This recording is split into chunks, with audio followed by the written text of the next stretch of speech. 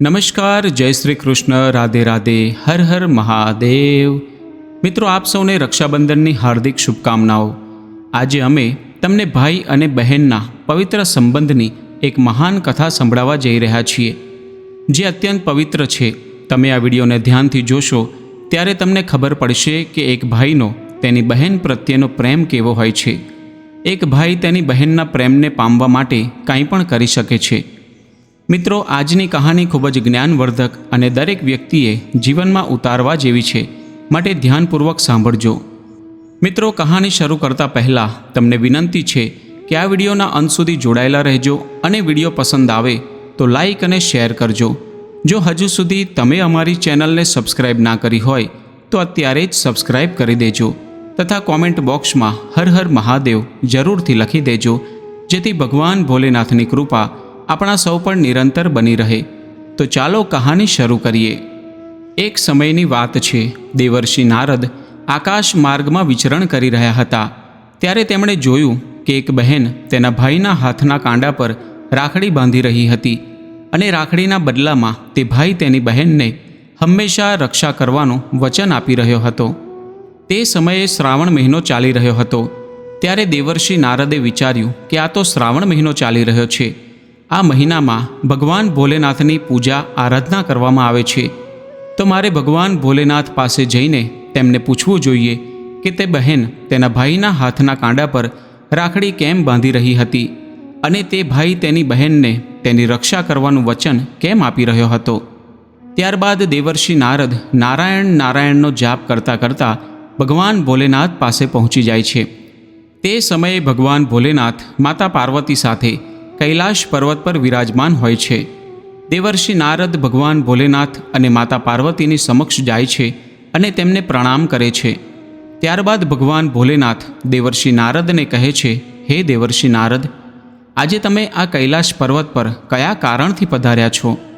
ત્યારે દેવર્ષિ નારદ કહે છે, હે પ્રભુ, આજે હું જ્યારે પૃથ્વીલોકના આકાશ માર્ગમાં વિચરણ કરી રહ્યો હતો ત્યારે મેં જોયું કે એક બહેન તેના ભાઈના હાથના કાંડા પર રાખડી બાંધી રહી હતી અને તે ભાઈ તેની બહેનને તેની રક્ષા કરવાનું વચન આપી રહ્યો હતો। આવું કેમ? આ ભાઈ બહેનનો પ્રેમ કેવો હોય છે? પ્રભુ, કૃપા કરીને તમે મને આ વિષયમાં જણાવો।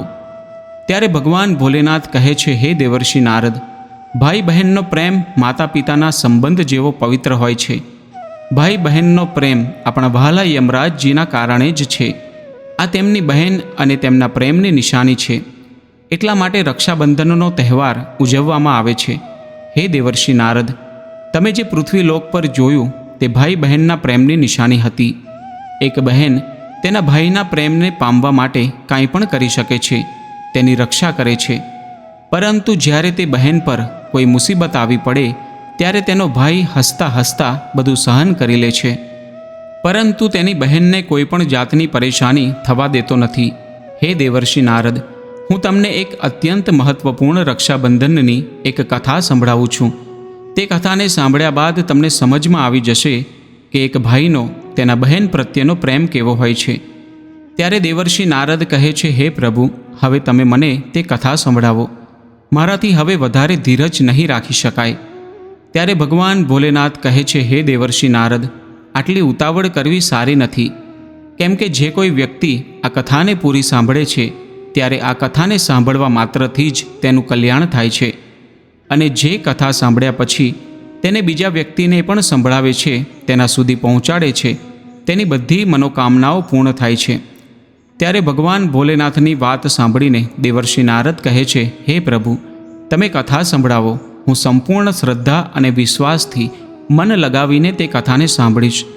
પછી ભગવાન ભોલેનાથ કહે છે, હે દેવર્ષિ નારદ, આજે હું તમને એક અમીર બહેન અને ગરીબ ભાઈની કથા સંભળાવવા જઈ રહ્યો છું, માટે આજની કથા સાંભળીને તમને જાણવા મળશે કે એક ભાઈ અને બહેનનો સંબંધ કેવો હોય છે અને દરેક ભાઈ બહેને તેમનો સંબંધ કેવી રીતે નિભાવવો જોઈએ। તમને આજની કથામાં એ પણ જાણવા મળશે કે આખરે મનુષ્ય ગરીબ કેમ રહે છે, એવા કયા કારણો છે જેના લીધે મનુષ્ય ગરીબ રહે છે, મનુષ્ય દ્વારા કરવામાં આવેલા એવા કયા કાર્યો હોય છે જેના લીધે મનુષ્ય નિર્ધન બની જાય છે, કંગાળ બની જાય છે અને ગરીબીની દલદલમાં ફસાતો જાય છે। હવે ભગવાન ભોલેનાથ કથા સંભળાવવાનું આરંભ કરે છે અને કહે છે, હે દેવર્ષિ નારદ, ઘણા સમય પહેલાંની વાત છે. કોઈ એક નગરમાં એક ધનવાન ખેડૂત રહેતો હતો. તે ખેડૂતના ઘરમાં 2 જુડવા સંતાનોએ જન્મ લીધો હતો. તે બંને સંતાનોમાં એક પુત્ર હતો અને બીજી પુત્રી હતી.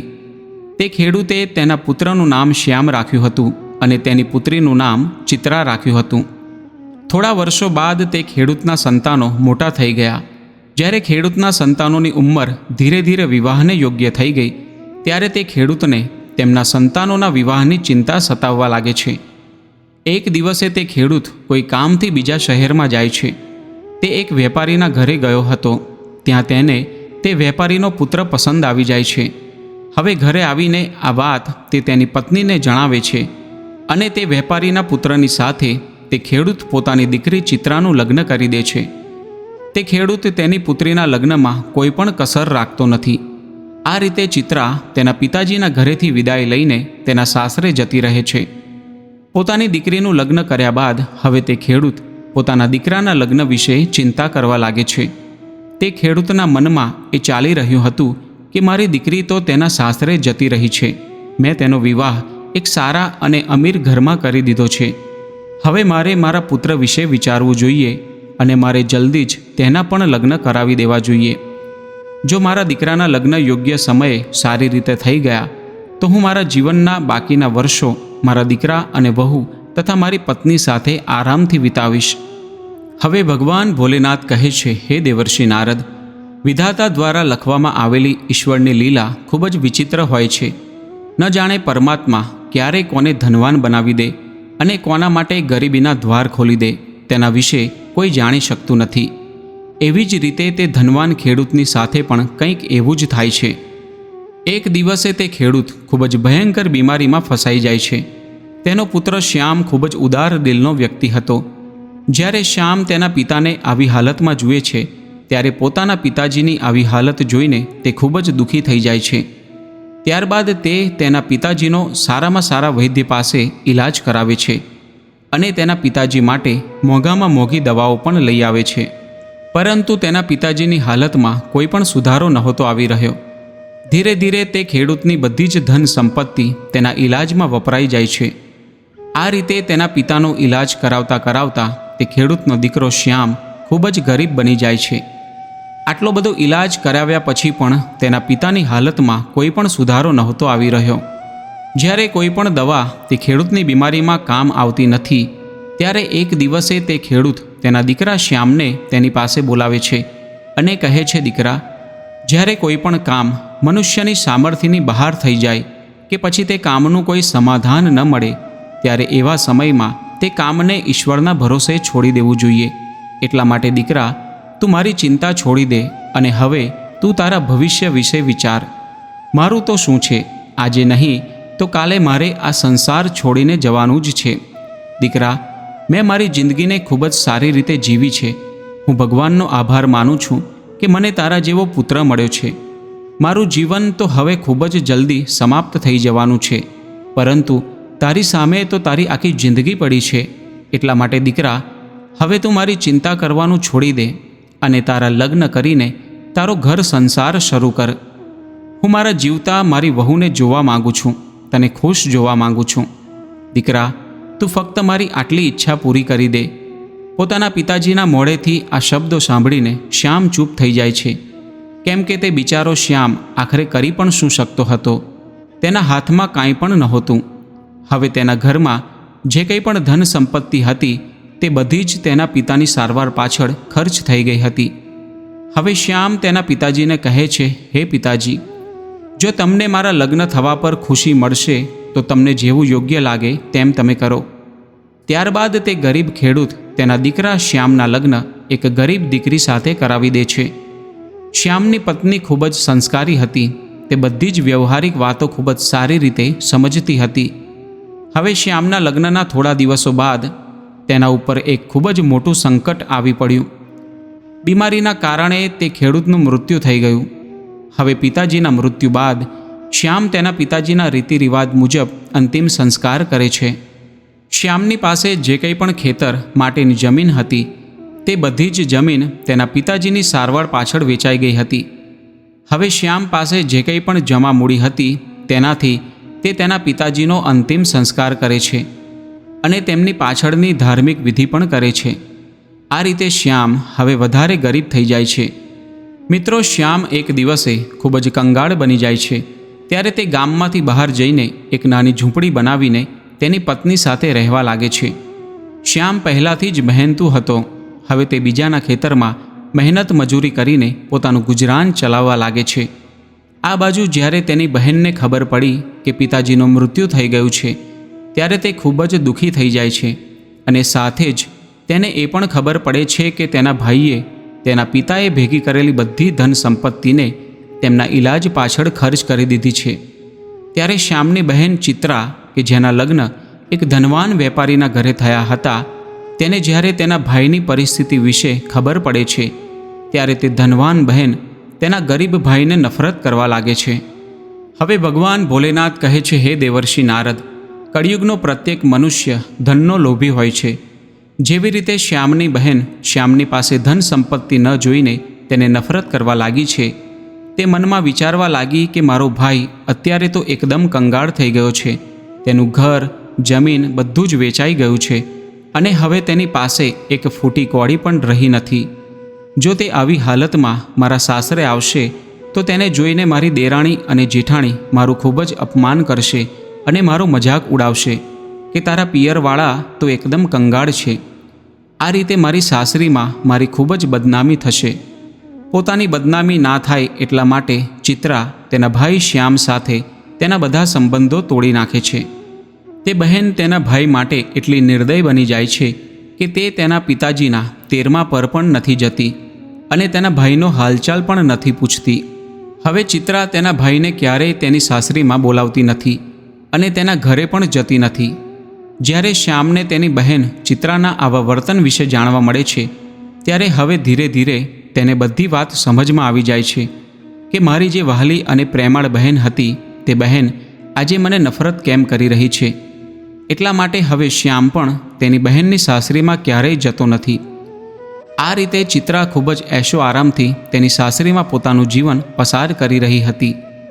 બીજી બાજુ શ્યામ ખૂબ જ મહેનત મજૂરી કરીને તેની નાની ઝૂંપડીમાં રહીને જેમ તેમ કરીને તેની પત્ની સાથે તેના જીવનનો સમય પસાર કરી રહ્યો હતો.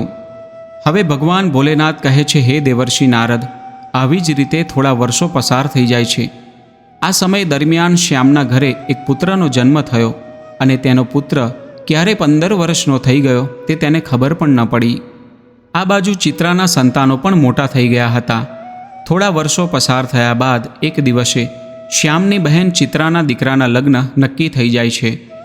પરંતુ ચિત્રાએ તેના ભાઈ શ્યામને તેના દીકરાના લગ્નનું આમંત્રણ આપ્યું નહીં. જ્યારે શ્યામને ખબર પડે છે કે તેના ભાણાના લગ્ન થવા જઈ રહ્યા છે ત્યારે આ વાતને સાંભળીને શ્યામ ખૂબ જ પ્રસન્ન થઈ જાય છે અને તેની પત્ની પાસે જઈને તેને આ વાતની ખબર આપે છે. તે તેની પત્નીને કહે છે, હે પ્રિય, મારી વહાલી બહેનના પુત્ર એટલે કે મારા ભાણાના લગ્ન નક્કી થઈ ગયા છે. આપણે ત્યાં જવું જોઈએ. શ્યામની પત્નીનું નામ દિવ્યાની હતું. જ્યારે શ્યામ તેની પત્ની દિવ્યાનીને આ વાત જણાવે છે કે મારી બહેનના દીકરાના લગ્ન છે અને આપણે બધાએ બહેનના ઘરે જવાનું છે, ત્યારે આ વાત જાણીને શ્યામની પત્ની ખૂબ જ પ્રસન્ન થઈ જાય છે. દિવ્યાની વિચારવા લાગે છે કે કમસે કમ આ વાતને લઈને પણ હવે હું મારી નણંદને મળી તો શકીશ અને તેના ઘરને પણ જોઈ આવીશ. દિવ્યાની ખુશ થઈને તેના પતિને કહે છે, હે પતિદેવ, હું તમારી સાથે જરૂર આવીશ, પરંતુ પહેલાં મને એ જણાવો કે મારી વહાલી નણંદે તેમના દીકરાના લગ્નની કોઈ આમંત્રણ પત્રિકા આપણને મોકલાવી છે કે નહીં. પોતાની પત્નીના મોઢેથી આ વાત સાંભળીને શ્યામ એકદમ ચૂપ થઈ જાય છે. તે તેની પત્ની દિવ્યાનીને કહે છે, હે પ્રિય, નિમંત્રણ તો નથી આવ્યું, પરંતુ મને બીજા લોકો દ્વારા ખબર પડી છે કે મારા ભાણાના લગ્ન છે. પરંતુ એનાથી શું ફરક પડે છે કે નિમંત્રણ આવ્યું છે કે નહીં? આખરે તે મારી બહેનનો દીકરો છે. ત્યારે દિવ્યાની તેના પતિ શ્યામને કહે છે, હે સ્વામી, જુઓ, વાત તો તમારી એકદમ સાચી છે કે તમારા ભાણાના લગ્ન છે, પરંતુ વગર નિમંત્રણે નણંદના ઘરે જવું એ યોગ્ય નથી અને તમારે પણ ત્યાં જવું જોઈએ નહીં. હવે શ્યામ તેની પત્ની દિવ્યાનીને સમજાવે છે કે હે પ્રિય, ચિત્રાના સાસરીવાળા ખૂબ જ ધનવાન છે. ઘરમાં લગ્ન પ્રસંગ છે તો ઉતાવળમાં તેમને આપણી યાદ આવી નહીં હોય, અને એવું પણ બની શકે કે તેમણે આપણા ઘરે નિમંત્રણ મોકલાવ્યું હોય, પરંતુ નિમંત્રણ પત્રિકા આપણને મળી ન હોય. એટલા માટે હે પ્રિય, તું કોઈ પણ પ્રકારના વિચારો કરીશ નહીં, અને ભાણાના લગ્ન માટે આપણા દીકરાને તૈયાર કરીને તું પણ મારી સાથે મારી બહેનના ઘરે ચાલ. જ્યારે દિવ્યાનીએ તેના પતિ શ્યામની આ વાતોને સાંભળી ત્યારે તેણે જવાબ આપ્યો કે સ્વામી, જો તમારે જવું હોય તો તમે જઈ શકો છો, પરંતુ નિમંત્રણ વગર હું તમારી સાથે નહીં આવું. શ્યામે જ્યારે તેની પત્નીના મોઢેથી આ વાતો સાંભળી ત્યારે શ્યામ કહે છે, ઠીક છે, જો તારી આ જ ઈચ્છા હોય તો તું આપણા દીકરા સાથે ઘરે જ રહે. હું એકલો ચિત્રાની સાસરીમાં જઈશ. જો હું મારી બહેનની સાસરીમાં ન ગયો તો મારી બહેનની દેરાણી અને જેઠાણી મારી બહેનને ટોણા મારશે અને તેનું અપમાન કરશે અને કહેશે કે ખર્ચો ના થાય એટલા માટે તારો ભાઈ નથી આવ્યો.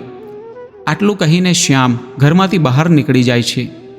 હવે ભગવાન ભોલેનાથ કહે છે, હે દેવર્ષિ નારદ, હવે જે શ્યામ હતો તે ખૂબ જ ગરીબ થઈ ગયો હતો. શ્યામની પાસે અનાજ કે વસ્ત્ર ખરીદવા માટે પણ પૈસા નહોતા. હવે શ્યામ તેની બહેનના ઘરે જવા માટે તેના મિત્ર પાસેથી થોડા પૈસા ઉધાર લે છે. ઉધાર લીધેલા પૈસાથી શ્યામે તેની બહેન, બનેવી અને ભાણા માટે સુંદર સુંદર વસ્ત્રો ખરીદ્યા, અને તે વસ્ત્રો લઈને સવારમાં શ્યામ તેની બહેનના ઘરે જવા રવાના થઈ જાય છે. પગપાળા ચાલતા ચાલતા શ્યામને સવારથી સાંજ પડી જાય છે. ત્યારે જઈને તે તેની બહેનના ઘરના દરવાજે પહોંચે છે. શ્યામ ઘરના દરવાજાના એક તરફ જઈને ઊભો થઈ જાય છે. બિચારો શ્યામ દરવાજા પર ઊભો રહીને તેની બહેન ચિત્રાના આવવાની રાહ જોઈ રહ્યો હતો. ત્યારે ચિત્રાની જેઠાણીની નજર શ્યામ પર પડે છે અને તે શ્યામને ઓળખી લે છે. શ્યામને ઓળખ્યા બાદ ચિત્રાની જેઠાણી તેની પાસે જઈને તેને કહે છે કે બહેન ચિત્રા, આજે તારો ભાઈ ઘરે આવ્યો છે, જઈને જો તારો ભાઈ દરવાજે ઊભો છે.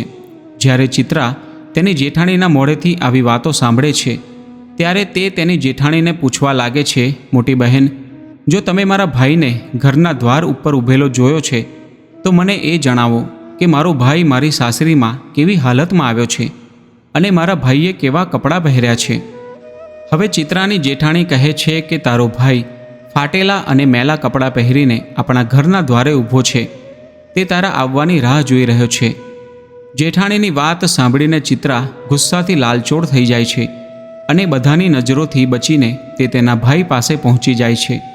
તે બિચારો શ્યામ જ્યારે તેની બહેન ચિત્રાને તેની તરફ આવતા જુએ છે ત્યારે ખુશીના કારણે તેનો ચહેરો ખીલી ઉઠે છે.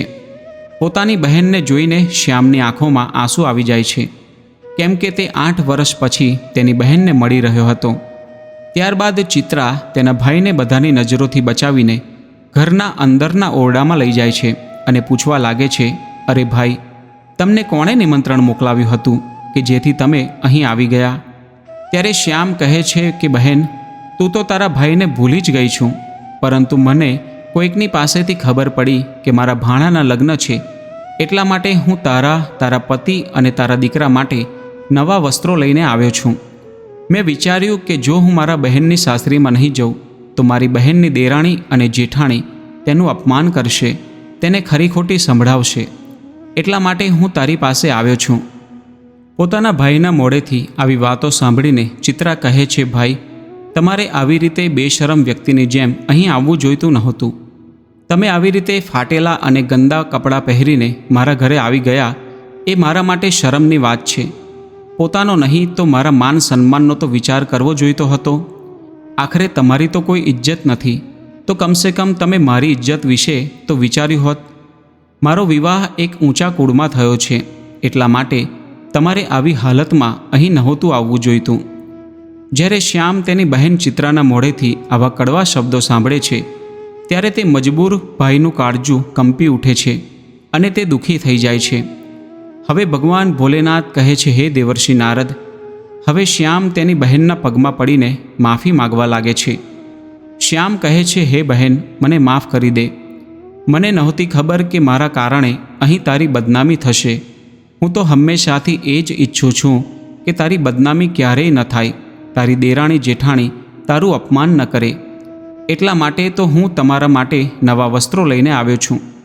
જો મને આ વાત પહેલાં જ ખબર હોત કે તને મારા કારણે આટલું સાંભળવા મળશે અને તને મારા આવવાથી આટલું બધું ખોટું લાગશે તો હું તારા ઘરના દરવાજે ક્યારેય ન આવત.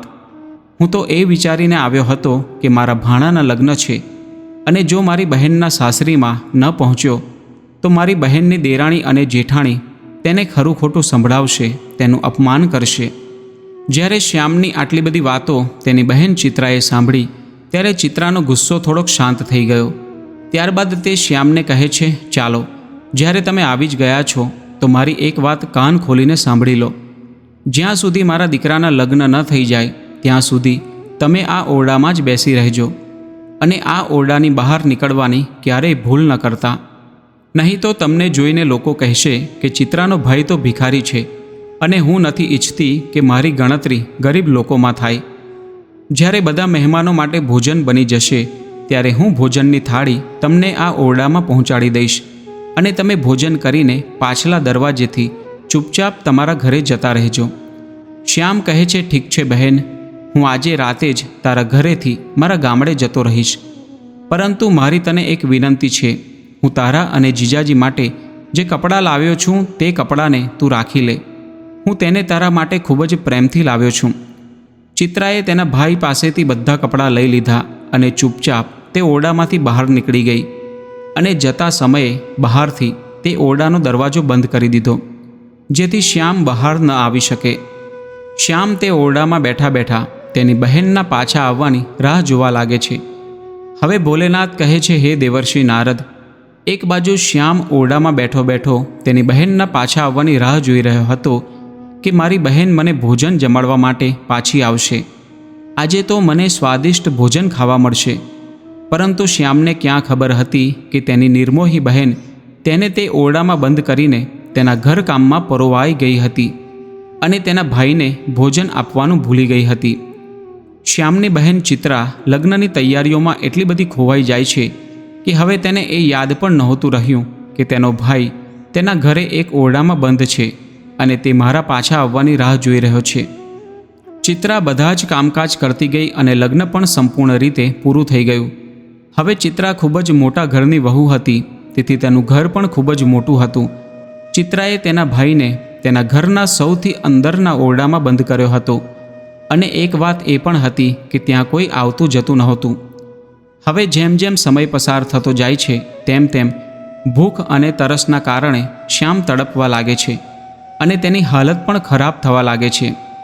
ત્યારે શ્યામ તેની બહેનને બૂમ પાડીને બોલાવે છે, પરંતુ તેના અવાજને કોઈ સાંભળી શકતું નથી. હવે ચિત્રા લગ્ન બાદ થનારી રસમોમાં વ્યસ્ત હતી. આ રીતે શ્યામને તે ઓરડામાં બંધ કર્યાને 2 દિવસ પસાર થઈ જાય છે. હવે ભગવાન ભોલેનાથ કહે છે, હે દેવર્ષિ નારદ, આ બાજુ શ્યામને તેની પત્ની અને દીકરાની યાદ આવે છે. શ્યામ વિચારે છે કે જો મને અહીંથી બહાર કાઢવા કોઈ આવ્યું નહીં તો હું ભૂખ અને તરસથી જ આ ઓરડામાં મરી જઈશ, અને જો હું મરી જઈશ તો મારા પત્ની અને બાળકનું શું થશે? મારા ન હોવાના કારણે કેવી રીતે મારી પત્ની મારા બાળકનું પાલન પોષણ કરશે? આ બધા વિચાર કરતાં કરતાં અને કમજોરીના કારણે શ્યામ બેહોશ થવા લાગે છે. તે સમયે કોઈ કામકાજને લઈને ચિત્રાની જેઠાણી તે ઓરડાની પાસેથી પસાર થાય છે. જ્યારે શ્યામના કાનમાં કોઈના આવવાનો અવાજ સંભળાય છે ત્યારે શ્યામ તેની બધી જ તાકાત લગાવીને દરવાજાને ખખડાવવા લાગે છે. જ્યારે ચિત્રાની જેઠાણીના કાનમાં તે ઓરડાના દરવાજાનો ખખડવાનો અવાજ સંભળાય છે ત્યારે તે દરવાજો ખોલીને જુએ છે. ત્યારે ઓરડાની અંદર શ્યામને જોઈને તે ચોંકી ઉઠે છે. તે શ્યામને પૂછવા લાગે છે કે ભાઈ, તમને આ ઓરડામાં કોણે બંધ કર્યા છે? શ્યામ આ વાતનો કોઈ જવાબ આપી શકતો નથી, કેમ કે શ્યામ તેની બહેનને તેની જેઠાણીની નજરોમાં નીચે દેખાડવા નહોતો માંગતો. પરંતુ જ્યારે ચિત્રાની જેઠાણીએ ફરીથી પૂછ્યું ત્યારે શ્યામ જુઠ્ઠી વાત બનાવીને કહેવા લાગ્યો કે બહેન, હું આ ઓરડામાં આરામ કરી રહ્યો હતો ત્યારે કોઈ વ્યક્તિએ ભૂલથી આ ઓરડાના દરવાજાને બહારથી બંધ કરી દીધો અને હું આ ઓરડામાં બંધ થઈ ગયો. બહેન, જો તું આજે ન આવી હોત તો આજે હું મરી જાત. આટલું કહ્યા બાદ શ્યામ પાછલા દરવાજેથી ઘરની બહાર નીકળીને ચૂપચાપ જતો રહે છે. શ્યામને તે ઓરડામાં બંધ થયાને 3 દિવસ થઈ ગયા હતા અને ત્રીજા દિવસે તેની બહેનની જેઠાણી તેને તે ઓરડામાંથી આઝાદ કરે છે. હવે બિચારો શ્યામ 3 દિવસનો ભૂખ્યો તરસ્યો ચૂપચાપ પોતાના ઘર તરફ જવા લાગે છે. ચાલતા ચાલતા તે ઘણા દૂર સુધી પહોંચી જાય છે. ત્યારે ભૂખ અને તરસના કારણે રસ્તામાં તેનાથી સારી રીતે ચાલી પણ શકાતું નહોતું. એક કદમ ચાલતા તેને ચક્કર આવવા લાગતા હતા. જ્યારે શ્યામ ચાલતા ચાલતા ખૂબ થાકી જાય છે અને તેને ચક્કર આવવા લાગે છે અને તે જમીન પર પડવાની તૈયારીમાં હોય છે, ત્યારે ત્યાં ક્યાંકથી એક વૃદ્ધ ડોશીમાં આવી જાય છે અને તે વૃદ્ધ ડોશીમાં શ્યામને જમીન પર પડતા પહેલાં જ તેને પકડી લે છે. હવે જ્યારે શ્યામને થોડા કલાક પછી હોશ આવે છે ત્યારે તે પોતાની જાતને તે વૃદ્ધ ડોશીમાના ખોળામાં જુએ છે. હવે તે તરત જ ઊભો થઈ જાય છે અને ઊભા થયા પછી તે વૃદ્ધ ડોશીમાને કહે છે, હે માં, તમે કોણ છો? જે વૃદ્ધ ડોશીમાના ખોળામાં તે બિચારો શ્યામ સૂઈ રહ્યો હતો તે સાક્ષાત દેવીમાં હતા. શ્યામની પત્ની દિવ્યાની દરરોજ દેવીમાની પૂર્ણ શ્રદ્ધાથી પૂજા કરતી હતી. એટલા માટે જ્યારે શ્યામ ચક્કર ખાઈને નીચે પડવાની તૈયારીમાં હતો ત્યારે તે સમયે દેવીમાં ત્યાં પ્રગટ થાય છે અને તેને પકડી લે છે અને શ્યામના માથાને પોતાના ખોળામાં રાખીને તેને આરામ કરાવે છે. હવે ભગવાન ભોલેનાથ કહે છે, હે દેવર્ષિ નારદ, તે વૃદ્ધ ડોશીમાં શ્યામના પ્રશ્નોનો જવાબ આપતા કહે છે કે હું એક દુખિયારી છું અને આ જંગલને હું પોતાનું ઘર સમજીને આ જંગલની વચ્ચે જ રહું છું. ત્યારબાદ શ્યામ તે વૃદ્ધ ડોશીમાને પ્રણામ કરીને પોતાના ઘર તરફ ચાલવા લાગે છે. ત્યારે તે સમયે વૃદ્ધ ડોશીમા કહે છે, બેટા, તું ક્યાંથી આવી રહ્યો હતો અને આ બાજુ ક્યાં જઈ રહ્યો છે? ત્યારે શ્યામ તેના બહેન દ્વારા કરવામાં આવેલા વર્તનને જણાવે છે અને કહે છે, હે માં, મારા ભાણાના લગ્ન હતા અને એ કારણે જ હું મારા બહેનના ઘરે ગયો હતો અને આ બાજુ મારું ગામ છે અને અત્યારે હું મારા ગામ તરફ પાછો જઈ રહ્યો છું.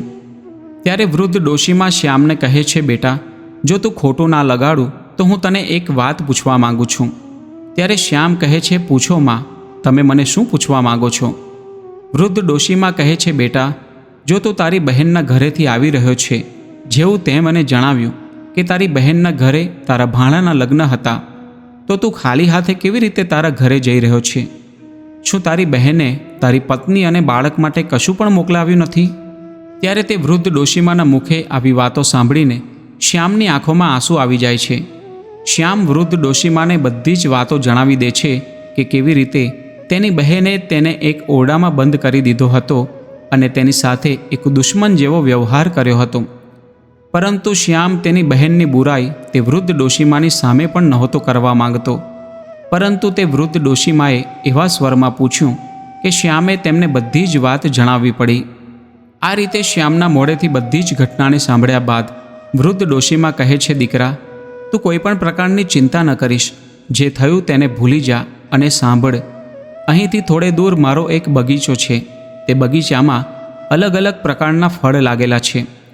પહેલાં તું તે બગીચામાં જઈને તારું પેટ ભરી લે, કેમ કે તે 3 દિવસથી કંઈ પણ ખાધું નથી. અને જ્યારે તારું પેટ ભરાઈ જાય ત્યારે થોડા ફળ તું તારી પત્ની અને બાળક માટે પણ રાખી લેજે. જ્યારે તારી પત્ની અને તારા બાળકો તને મળશે ત્યારે તે તને પૂછશે કે તું તારી બહેનની સાસરીમાંથી શું લઈને આવ્યો છે? ત્યારે તું કહેજે કે મારી બહેને તમારા માટે ફળ મોકલ્યા છે. આ રીતે તું તારી પત્ની અને બાળકની સામે શર્મિંદા થવાથી બચી જઈશ અને તેનાથી તારી માન અને પ્રતિષ્ઠા પણ બચી જશે. શ્યામ આ રીતે તે વૃદ્ધ ડોશીમાની આ વાતોને સાંભળે છે ત્યારે તે તેમની વાત માની લે છે અને ત્યારબાદ તે વૃદ્ધ ડોશીમાના બગીચામાં પહોંચી જાય છે. બગીચામાં પહોંચીને શ્યામ જુએ છે કે તે બગીચામાં અલગ અલગ પ્રકારના ફળો લાગેલા હતા.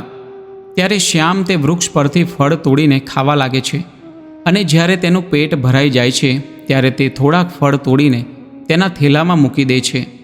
ત્યારબાદ શ્યામ તે વૃદ્ધ ડોશીમાની આજ્ઞા લઈને તેના ઘર તરફ જવા રવાના થાય છે. ત્યારે તે વૃદ્ધ ડોશીમા શ્યામને કહે છે, દીકરા, જતા સમયે તું મારી આ 8 વાતોને ધ્યાનથી સાંભળી લે. તારા જીવનમાં ખૂબ જ કામમાં આવશે. હવે ભગવાન ભોલેનાથ કહે છે, હે દેવર્ષિ નારદ, જો કોઈ પણ મનુષ્યને ધ્યાનથી ઓળખવો હોય ત્યારે તે મનુષ્યએ આ 8 વાતો જરૂર ધ્યાનમાં રાખવી જોઈએ. હવે ભગવાન ભોલેનાથ કથાને આગળ વધારતા કહે છે, આ રીતે તે વૃદ્ધ ડોશીમાં સાક્ષાત દેવીનો અવતાર હતી. તે શ્યામને 8 વાતો જણાવે છે. એ 8 વાતોને સાંભળીને શ્યામ પોતાના ઘર તરફ જવા લાગે છે. જ્યારે શ્યામ ફળોથી ભરેલા થેલાને લઈને તેના ઘરે પહોંચે છે, ત્યારે શ્યામનો મોટો દીકરો અને આસપાસના નાના દીકરાઓ તેની પત્ની પાસે આવી જાય છે અને પૂછવા લાગે છે કે તમે ફોઈના ઘરેથી આવી રહ્યા છો, તો ફોઈએ અમારા માટે શું મોકલ્યું છે? શ્યામે બાળકોના મોઢેથી જ્યારે આ વાત સાંભળી ત્યારે તેની પાસે જે થેલો હતો તે તેની પત્નીને આપી દીધો. થેલો આપ્યા બાદ શ્યામ ત્યાંથી ખેતર તરફ જવા લાગે છે, કેમ કે તે પોતાની બહેનના વર્તનથી પરેશાન હતો. તે મનમાં વિચારી રહ્યો હતો કે મારી બહેન આટલી નિર્દય કેવી રીતે હોઈ શકે? લગ્ન પહેલાં તો તે મને ખૂબ જ પ્રેમ કરતી હતી. રક્ષાબંધન પર તે મારા માટે કેટલું બધું કરતી હતી. થાળી સજાવતી હતી, મારી આરતી ઉતારતી હતી, મારા હાથ પર રાખડી બાંધતી હતી અને પ્રેમ કરતી હતી. અને આજે તે જ બહેન મને જોવા માટે પણ તૈયાર નથી. અને તેનું કારણ ફક્ત એટલું જ છે કે હવે હું ગરીબ થઈ ગયો છું. આ પ્રકારના વિચારો શ્યામના મનમાં ચાલી રહ્યા હતા. શ્યામ ખૂબ જ પરેશાન હતો. જ્યારે શ્યામ ખેતરમાં જતો રહે છે ત્યારે શ્યામની પત્ની તે થેલાને ખોલીને જુએ છે. ત્યારે થેલાનો અંદરનો નજારો જોઈને શ્યામની પત્ની એકદમ હેરાન રહી જાય છે, કેમ કે તે થેલામાં કોઈ ફળ નહોતા. દિવ્યાની તે થેલામાં જુએ છે કે તે થેલો સોના ચાંદીના ફળોથી ભરેલો હતો. શ્યામ જે ફળ લાવ્યો હતો તેમાંથી થોડા દાડમ પણ હતા. જ્યારે દિવ્યાનીએ દાડમને તોડ્યા ત્યારે તે દાડમમાંથી હીરા નીકળવા લાગ્યા. આ બધું જોઈને દિવ્યાની ખૂબ જ ખુશ થઈ જાય છે. તેને કંઈ સમજમાં નહોતું આવી રહ્યું કે આ શું થઈ રહ્યું છે. તે દોડતી દોડતી તેના પતિ પાસે પહોંચી જાય છે અને ત્યાં જઈને તે તેના પતિને કહે છે કે સ્વામી, તમે તો લગ્નમાં ગયા હતા અને તમે આ શું લઈને આવ્યા છો? તમારી બહેને આ તમને શું આપ્યું છે? પોતાની પત્નીની આ વાતો સાંભળીને શ્યામ વિચારવા લાગે છે કે તે વૃદ્ધ ડોશીમાએ મને જે ફળ આપ્યા હતા તે ફળ મારી પત્નીને પસંદ આવ્યા નથી. એટલા માટે મારી પત્ની મને આવી વાતો પૂછી રહી છે. મારે તો મારા બાળકો માટે લાડુ અને પેંડા લઈને આવવું જોઈતું હતું કે પછી તેમના માટે કેટલાક વસ્ત્ર લાવવા જોઈતા હતા. ત્યારે શ્યામ તેની પત્નીને કહે છે, પ્રિય, મારી બહેને જે કંઈ પણ મને આપ્યું છે એ મેં તને લાવીને આપી દીધું છે. હવે જે કંઈ પણ થેલામાં છે તે તું બાળકોને વહેંચી દે. શ્યામની વાત સાંભળીને તેની પત્ની કહે છે, સ્વામી, પહેલાં તમે ઘરમાં ચાલો અને અંદર આવીને તમે જુઓ કે તમારી બહેને તમારા માટે શું મોકલ્યું છે. આવું કહીને દિવ્યાની તેના પતિનો હાથ પકડીને તેને ઘરની અંદર લઈ જાય છે અને તેના પતિને કહે છે, આ જુઓ તો ખરા, મારી નણંદે આપણા માટે શું મોકલ્યું છે. અને આટલું કહ્યા બાદ દિવ્યાની તે થેલાને ખોલે છે અને થેલાની અંદરથી હીરા, મોતી, સોનું, ચાંદી આ બધું નીકળવા લાગે છે. દિવ્યાની કહે છે કે મારી નણંદે તો આપણું ભાગ્ય જ બદલી નાખ્યું. તેમણે ફળમાં છુપાવીને આપણને હીરા મોતી મોકલાવ્યા છે. આ દ્રશ્ય જોઈને શ્યામ વિચારવા લાગે છે કે રસ્તામાં મને જે વૃદ્ધ ડોશીમાં મળ્યા હતા તે કોઈ સામાન્ય વ્યક્તિ નહોતા. તે વૃદ્ધ ડોશીમાં કોઈ દેવીમાં હતા અને તેમના કારણે જ આ બધું થયું છે. મારી બહેને તો મને કશું નહોતું આપ્યું. તે આ વિષયમાં તેની પત્નીને કંઈ પણ જણાવતો નથી. શ્યામ મનમાં ને મનમાં તે વૃદ્ધ ડોશીમાનો આભાર માને છે. હવે આ રીતે શ્યામને ઘણું બધું ધન મળી જાય છે. શ્યામ હવે પહેલાં કરતાં પણ વધારે ધનવાન બની જાય છે. થોડા સમય બાદ શ્યામ તેની પત્ની અને બાળકો માટે એક આલીશાન મહેલ જેવું ઘર બનાવડાવે છે અને તે ખૂબ જ ખુશીથી રાજા મહારાજાની જેમ તે મહેલમાં રહેવા લાગે છે. પહેલાં જે લોકો શ્યામની સાથે વાતો પણ નહોતા કરતા, હવે તે જ લોકો શ્યામની આટલી અમીરી જોઈને તેને માન સન્માન આપવા લાગે છે. ધીરે ધીરે આ બાજુ શ્યામનો મહેલ તૈયાર થઈ જાય છે. જ્યારે તેની રાજા મહારાજા જેવી સમૃદ્ધિ થઈ જાય છે ત્યારે એક દિવસે શ્યામની પત્ની દિવ્યાની તેના પતિને કહે છે, સ્વામી, હવે થોડા સમયમાં શ્રાવણનો મહિનો આવવાનો છે અને આ શ્રાવણ મહિનામાં દરેક સ્ત્રીઓ પોતાના પિતાના ઘરે જાય છે.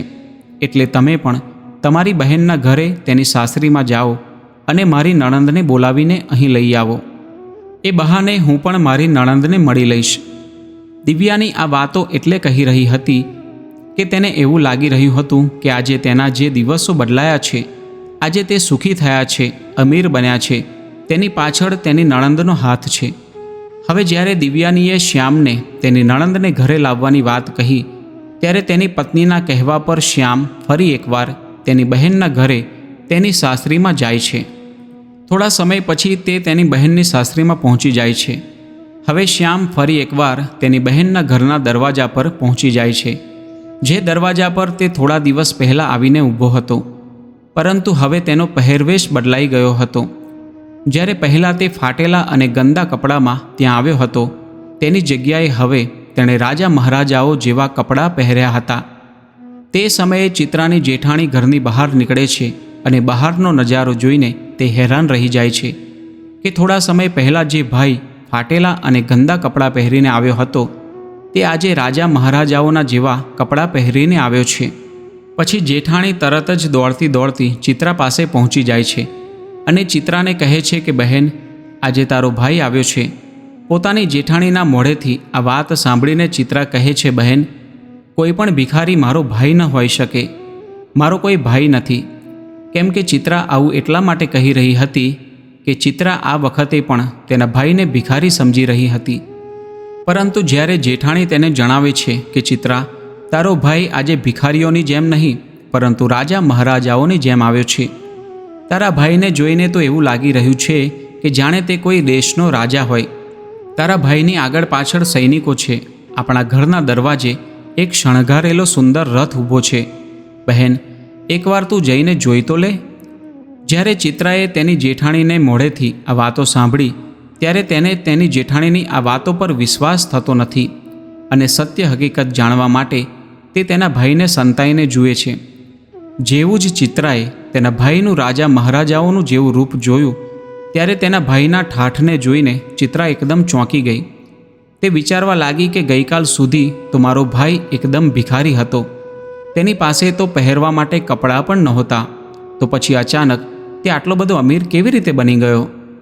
હવે શ્યામની બહેન ચિત્રા આરતીની થાળી તૈયાર કરીને તેના ભાઈની આરતી ઉતારવા લાગે છે. ત્યાર પછી ચિત્રા તેના ભાઈને ખૂબ જ આદર સન્માન આપીને તેને ઘરની અંદર લઈ જાય છે અને તેના ભાઈને કહે છે કે ભાઈ, મને માફ કરી દો. મારા કારણે તમારે ખૂબ જ કષ્ટ ભોગવવું પડ્યું અને તમારે અપમાનિત થવું પડ્યું. મારે તમારી જોડે આવું વર્તન નહોતું કરવું જોઈતું. પોતાની બહેનના મોઢેથી આવી વાતો સાંભળીને શ્યામ કહે છે કે બહેન, કંઈ વાંધો નહીં.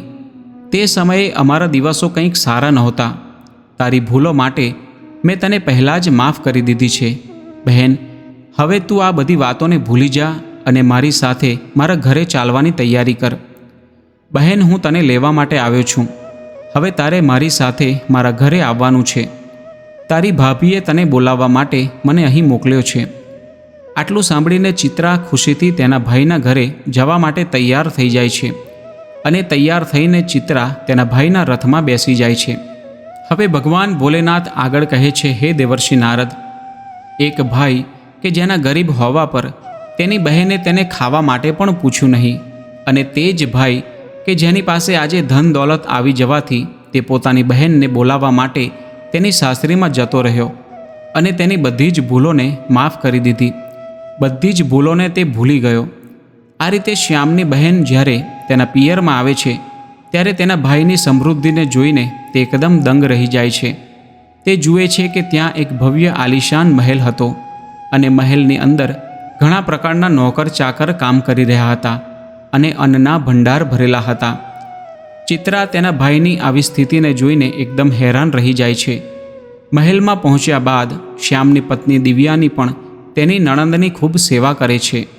7 દિવસ સુધી દિવસ રાત તેની નણંદની સેવા કરે છે. દિવ્યાનીને એવું લાગતું હતું કે આજે અમારી જે સારી પરિસ્થિતિ થઈ છે તે તેની નણંદને કારણે છે. શ્યામે ક્યારેય તેની પત્નીને તેના અમીર થવાની સાચી હકીકત નહોતી જણાવી. શ્યામ નહોતો ઈચ્છતો કે તેની પત્ની તેની બહેનને નફરત કરે કે આ બધું તેની બહેન ચિત્રાના કારણે નથી થયું, પરંતુ દેવી માના આશીર્વાદને કારણે થયું છે.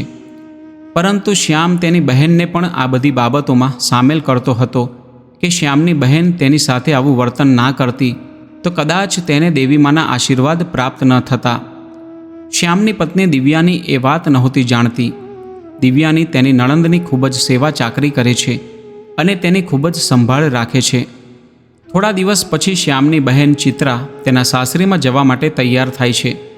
ત્યારે શ્યામની પત્ની દિવ્યાની તેના પતિને કહે છે, સ્વામી, કાલે તમારી બહેન તેના ઘરે જશે, એટલા માટે તમે બજારમાં જાઓ અને બજારમાં જઈને તમારી બહેન માટે સારામાં સારી ભેટ લઈ આવો.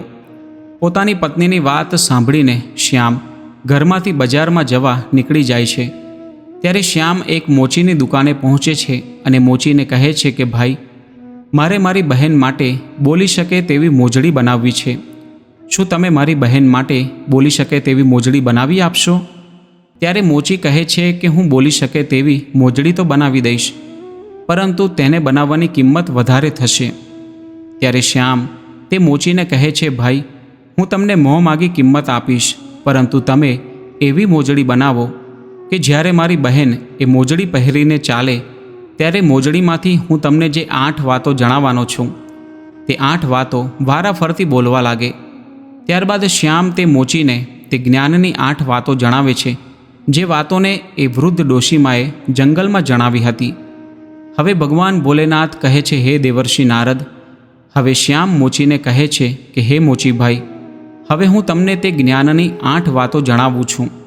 આ રીતે શ્યામ વારાફરતી તે 8 વાતો મોચીને જણાવે છે. શ્યામ કહે છે કે પહેલી વાત તો એ છે કે ક્યાંક માનવતાની ભૂલ થાય છે. અજ્ઞાનતા એ નિર્ધનતાનું મૂળ છે. શ્યામ બીજી વાત જણાવતા કહે છે કે જે સમયના ભરોસે બેસી રહે છે તે હંમેશા ગરીબ જ રહે છે. તે મનુષ્ય પોતાના કામ અને બળ પર ધ્યાન નથી આપતો. આ જ ગરીબોનું એક લક્ષણ છે. તેનું નસીબ આળસમાં જ પસાર થઈ જાય છે. ત્રીજી વાત, જ્યારે મનુષ્ય હંમેશા પરિવર્તનહીન કર્મ કરે છે ત્યારે તે હંમેશા ગરીબ રહે છે. ચોથી વાત એ છે કે ગરીબીથી મોટો કોઈ શ્રાપ નથી, એટલા માટે જ્ઞાન મેળવીને અજ્ઞાનને દૂર કરો. પાંચમી વાત, તમારે ક્યારેય સમયને દોષ ના આપવો જોઈએ. સખત મહેનત કરો અને તમારી ગરીબી દૂર કરો. છઠ્ઠી વાત, કર્મ ક્યારેય પણ કોઈ કાર્ય નથી કરતું. નસીબ હંમેશા ભાગ્ય ભરોસે નથી બેસતું. એ માણસ દ્વારા કરવામાં આવેલા પરિશ્રમના ભરોસે બેસે છે. સાતમી વાત, અજ્ઞાની સાથે હંમેશા પ્રેમ કરો. એક ગરીબ માણસ વારંવાર ગરીબીને જીતનાર એક વિજયી માણસ હોય છે. જ્ઞાન હંમેશા હથિયારનું કામ કરે છે. આઠમી વાત જણાવતા શ્યામ મોચીને કહે છે કે મોચીભાઈ, મારી બહેન જ્યારે 8મું પગલું મૂકે ત્યારે આ મોજડી ફક્ત એ વાત બોલે કે પૈસાના બજારમાં બદલાઈ ગયા શિષ્ટાચાર અને ધન દોલતથી જોડાયેલા સંબંધ બની ગયા ગરીબ. હવે શ્યામ મોચીને કહે છે, હે મોચીભાઈ, આવી 8 વાતો બોલનારી મોજડી મને બનાવી આપો. જ્યારે જ્યારે આ 8 વાતો તે મોજડી બોલશે અને જ્યારે મારી બહેન આ વાતોને સાંભળશે ત્યારે તેણે કરેલી ભૂલનો અહેસાસ થશે કે તેણે કેવી રીતે પૈસાના ઘમંડમાં આવીને ભાઈનું અપમાન કર્યું હતું. તેણે તેના ભાઈનું આવું અપમાન નહોતું કરવું જોઈતું. આવી રીતે શ્યામ મોચી પાસે હીરા મોતીથી જડેલી સોના ચાંદીની મોજડીઓ બનાવડાવે છે અને તે મોજડીઓને લઈ જઈને તેની બહેનને ભેટમાં આપે છે. સોના ચાંદીની મોજડીઓને જોઈને ચિત્રાનો ચહેરો એકદમ ખીલી ઉઠે છે, કેમ કે તે પહેલાંથી જ ધનની લોભી હતી. એટલા માટે જ તે સોના ચાંદી અને હીરા મોતીથી શણગારેલી મોજડીઓ જોઈને તેના મનમાં વધારે લાલચ આવી. હવે ચિત્રા તેના ભાઈના ઘરેથી વિદાય લઈને તેની સાસરીમાં પહોંચી જાય છે. જ્યારે ચિત્રા તેની સાસરીમાં પહોંચી જાય છે ત્યારે તેની દેરાણી અને જેઠાણી પૂછે છે કે ચિત્રા, તારા ભાઈના ઘરે જઈને આવી છું તો તારા ભાઈએ તને ભેટમાં શું આપ્યું છે? ત્યારે ચિત્રા તેની દેરાણી જેઠાણી, તેના સાસુ સસરા અને તેના જેઠ અને દિયરને તેના ભાઈ દ્વારા આપવામાં આવેલી મોજડી બતાવે છે અને કહે છે કે જુઓ, મારા ભાઈએ મને સોના ચાંદી હીરા મોતીથી જડેલી આ મોજડી આપી છે. ત્યારે ચિત્રા તે મોજડીઓને પહેરીને ચાલીને દેખાડે છે અને જેવી જ ચિત્રા તે મોજડીને પહેરીને ચાલે છે ત્યારે તે મોજડી કહે છે કે પૈસાના બજારમાં બદલાઈ ગયા શિષ્ટાચાર અને ધન દોલતથી જોડાયેલા સંબંધો થઈ ગયા ગરીબ. ચિત્રા જ્યારે આ વાતને સાંભળે છે ત્યારે તેનું માથું શરમથી ઝૂકી જાય છે અને તે પોતાના ભાઈને યાદ કરીને એકદમ રડવા લાગે છે. જ્યારે ચિત્રાનું આવું લટકેલું મોઢું તેની દેરાણી અને જેઠાણી જુએ છે ત્યારે તે પૂછે છે કે ચિત્રા, એવું શું થયું કે તું અચાનક રડવા લાગી? ત્યારે ચિત્રા તેની દેરાણી જેઠાણીને બધી જ વાતો જણાવે છે કે બહેન, મેં પૈસાના ઘમંડમાં આવીને મારા ભાઈને કેટલું બધું ખરું ખોટું સંભળાવ્યું હતું. મેં મારા ભાઈને એક ગ્લાસ પાણીનો પણ ભાવ ના પૂછ્યો. આજે જુઓ, મારા ભાઈએ મને કેટલી કિંમતી મોજડી બનાવીને આપી છે. હવે તો મને મારી જાત સાથે નફરત થવા લાગી છે. હું તો જીવવા જ માગતી નથી. ત્યારે ચિત્રાની જેઠાણી તેને સમજાવતા કહે છે, બહેન, જે કંઈ પણ થયું તેને તું ભૂલી જા. આગળથી તું યાદ રાખજે કે ક્યારેય કોઈની સાથે આવું વર્તન ના કરતી, કેમ કે જે વ્યક્તિ ધન દોલતનું ઘમંડ કરે છે તેનાથી માતા લક્ષ્મી હંમેશા માટે દૂર જતા રહે છે. એટલા માટે મારી આ વાતો તું હંમેશા યાદ રાખજે. આ રીતે ચિત્રાની જેઠાણી તેને સમજાવે છે. હવેથી ચિત્રા બધાની સાથે પ્રેમ ભાવથી રહેવા લાગી હતી. હવે ભગવાન ભોલેનાથ કહે છે, હે દેવર્ષિ નારદ, ભાઈ બહેનનો પ્રેમ ખૂબ જ પવિત્ર હોય છે અને જો તેમાં એક સમય માટે તિરાડ પડી જાય ત્યારે થોડા સમય બાદ તે તિરાડ પાછી ભરાઈ જાય છે. જેવી કે શ્યામ અને તેની બહેન ચિત્રાની વચ્ચે પડેલી તિરાડ ભરાઈ ગઈ. શ્યામની પત્ની દિવ્યાનીના કારણે શ્યામ ફરીથી એકવાર ધનવાન વ્યક્તિ બની ગયો હતો અને શ્યામની બહેનની આંખો પર એક માયાની પટ્ટી લાગી ગઈ હતી. તે પટ્ટી પણ શ્યામ દ્વારા આપવામાં આવેલી બોલનારી મૂંઝડીના કારણે હટી ગઈ અને અંતમાં બધું જ સરસ થઈ ગયું. જો કોઈ વ્યક્તિ સાચા દિલથી અને વિશ્વાસ અને શ્રદ્ધાથી કોઈ કાર્યને કરે તો ભગવાન પણ તેને તે કાર્યમાં સફળતા અપાવે છે. હવે દેવર્ષિ નારદ કહે છે, હે પ્રભુ, તમે મને જે કથા સંભળાવી છે તે કથા સર્વગુણ સંપન્ન છે. આ કથા સંભળાવવા માટે હું તમારો ખૂબ ખૂબ આભાર માનું છું. તો મિત્રો, આ કહાની પરથી તમે શું શીખ્યા અને તમને આ કહાની કેવી લાગી તે કોમેન્ટ કરીને જરૂર જણાવજો. અને વિડીયો પસંદ આવ્યો હોય તો લાઈક અને શેર કરજો તથા ચેનલ પર નવા હોય તો ચેનલને સબસ્ક્રાઈબ જરૂરથી કરજો. ફરી મળીશું એક નવા વિડીયો સાથે. જય સ્વામિનારાયણ, જય શ્રી રામ, જય શ્રી કૃષ્ણ, હર હર મહાદેવ.